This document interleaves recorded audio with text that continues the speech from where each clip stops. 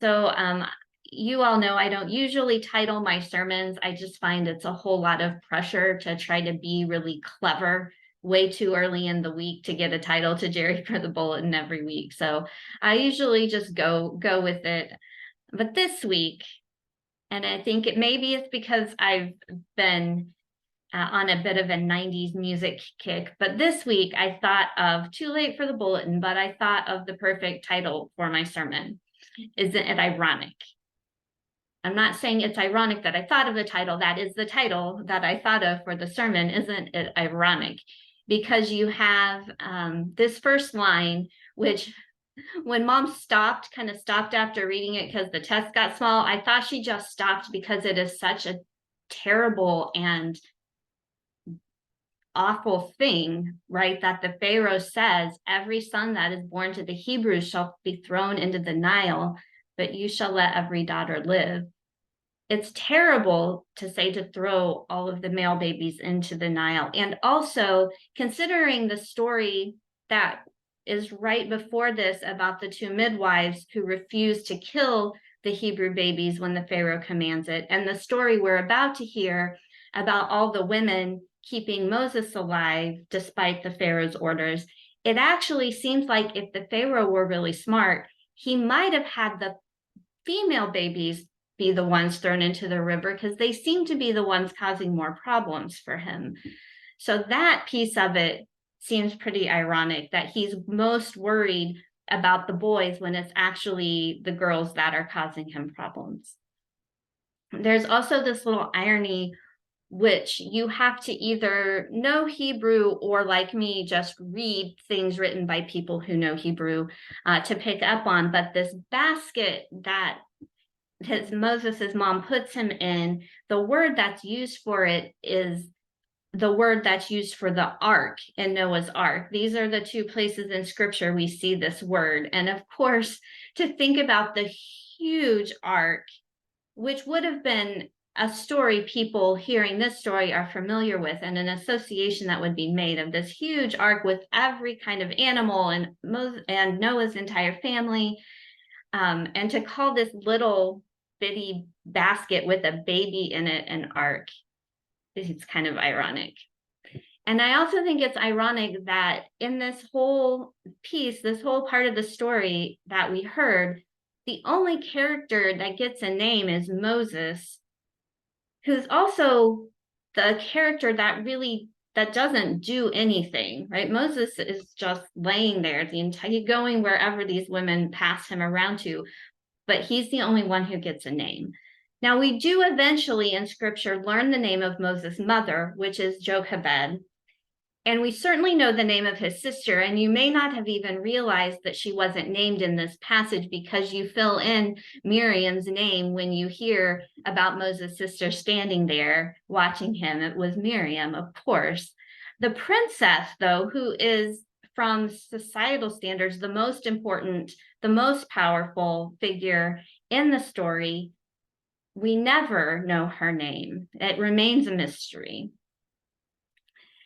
And more than anything else, maybe this fact that we never ever know her name is a testament to the faithfulness with which she carried out her role in the story.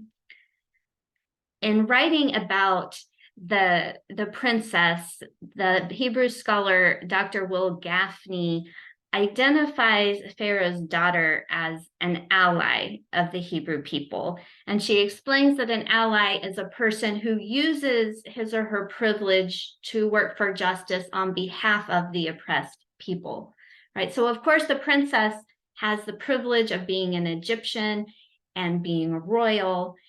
And the Hebrew people in that context are oppressed, they are enslaved. There is this death warrant out for all of the sons who are born to them. And we, in our positions, we all have certain positions of power. We have white privilege, right? We have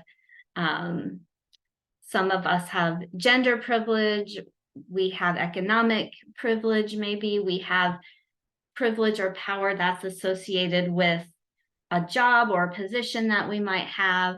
We all have some areas where we have privilege and power and others where we don't. And being an ally is a matter of understanding where that privilege is and understanding who doesn't have privilege, who doesn't have power, who's being oppressed, and thinking about how we might use our privilege on behalf of them. And I know this is something that Becky and Joni think about a lot in terms of Indigenous justice work. When you want to be helpful from a position of privilege, how do you do that? And I think that the princess, Pharaoh's daughter, is a good character to look at, to think about how to be a faithful ally. And the first notable thing that we know about her from this story is that she takes pity, right? She has compassion.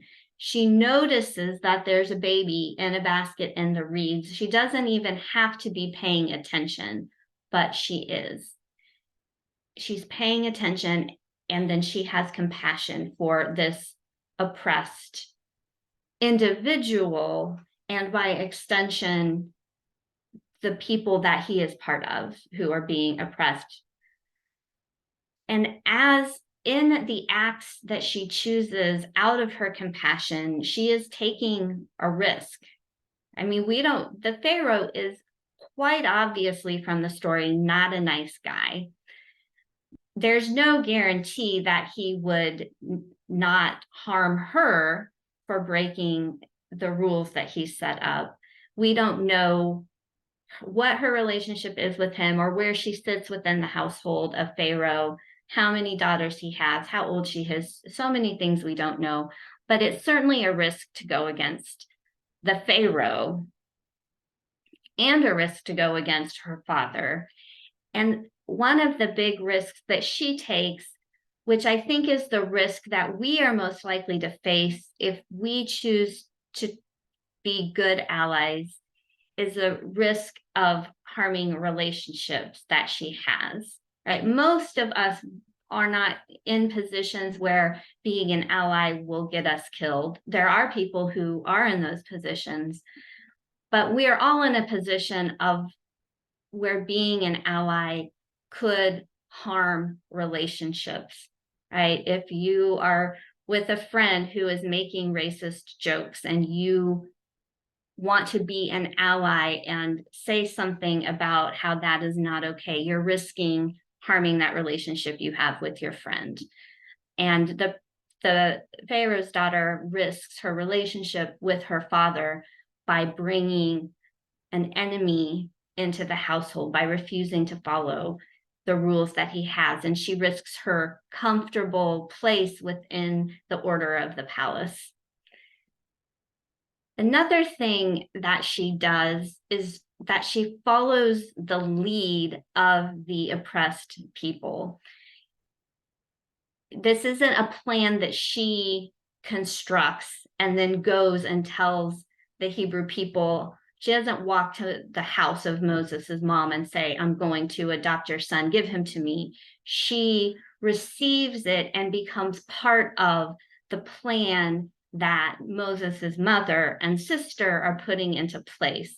Now, there's a thing called midrash in Jewish scripture interpretation and scholarship that's like filling in the gaps, filling in the stories behind and around and under the stories. And this is a story that is wide open for questions and imaginings about what's really going on behind the scenes here. But one thought from my friend Shauna in prayer group this week that I love, and I think is actually a distinct possibility, is that these women were in cahoots all along, because as Shauna said, that's what women do, is plot and scheme together. I always thought, and if you watch the video, I felt vindicated in thinking this because it was in the video of the scripture that I shared this week about Exodus. I always envisioned Moses's mom sticking him in the basket and watching it float down the river, and where it got stuck in the reeds and the princess found it. But it actually says that Moses's mom put the basket in the reeds. She put it where the princess would find it, because the princess probably went to the same place to bathe every day. And had they planned this from the very beginning, when Miriam goes to the princess and says, "Hey, I know a Hebrew woman who can nurse the baby for you," wink, wink, is this all a big plot? Do they know what's happening? I think that the Pharaoh's daughter was very much following the lead of the Hebrew women to see how she could be helpful to them. On the Queer Mennonite retreat I went to a few months ago, when we talked about allies, another word that got brought up was accomplice. The best allies are accomplices with the oppressed people in overcoming the structures of oppression. She also, Pharaoh's daughter, also honors Moses's marginalized identity. She does not bring him in and try to completely assimilate him, right? She gives him a name that has Hebrew and Egyptian roots. And if we kept reading one more verse, it says, one day after Moses had grown up, he went out to his people. She hasn't hidden from him who his people are. She has let him keep that identity with the Hebrew people. And finally, circling back to the irony of not knowing her name, right? That is what a faithful ally will, the faithful ally will not insist that their name is the one up front. They write themselves out of the story because the story really isn't about them. So it maybe is not exactly ironic that the person in the story with the most worldly power is the one whose name we never know. Maybe that's not irony so much as good allyship. Maybe that's her intention.